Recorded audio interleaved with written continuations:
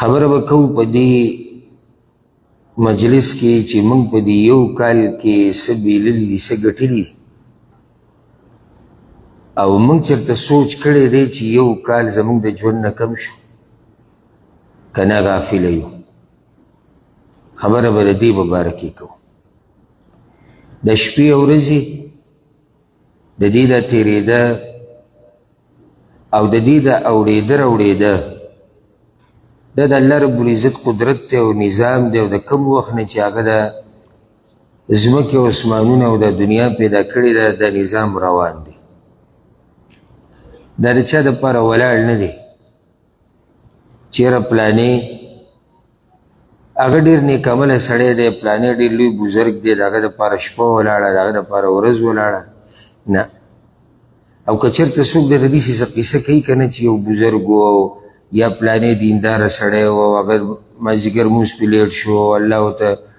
نور ودرولی او نور ډوبېده نه دا ټولې خود ساخته خبرې دي بې دلیله که شپې ورځې د چا دپاره ودرېدې یا د چا د مرګ سره ودرېدې نو د رسول صلی الله علیه وسلم د تګ نه وروسته به د دنیا د سره مخکې تلی نه اصل کې خبره په هغې ځان پوه کړې الله د دنیا د یو کس دپاره نه ده پیدا کړې یا د یو چا د مخه نه ده پیدا کړې د دنیا الله پیدا کړې دې دپاره ده الا لیعبدون چې موږ د الله بندګي وکړو دا د فلاني او د علاني دپاره نه ده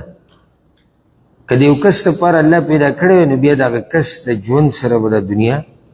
ختمېدې او صرف د هغه د ژوند سره به شروع کېدې څومره بېشماره مخلوق د الله راغلی دی او تلی دی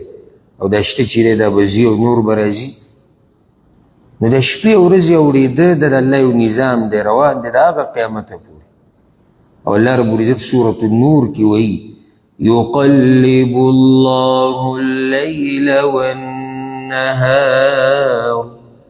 إن في ذلك لعبرة لأولي الأبصار الله د شپې او د ورځې اړی راړی هسې بې فایدې نه دي ان فی ذلک لعبره په دې کې ډېر لوی عبرت او نصیحت دی خو د هر چا دپاره نه لأولي الابصار د عقل خاوندان د سوچ خاوندان د فکر خاوندان د هغوی دپاره دې کې لوی درس پروت دی نو زه هم دا غواړم چې موږ دا لږ وخت هم په دې عبرت او په دې نصیحت کې تیر کړو چې د شپې ورځې چې تېرې شوې او یو کال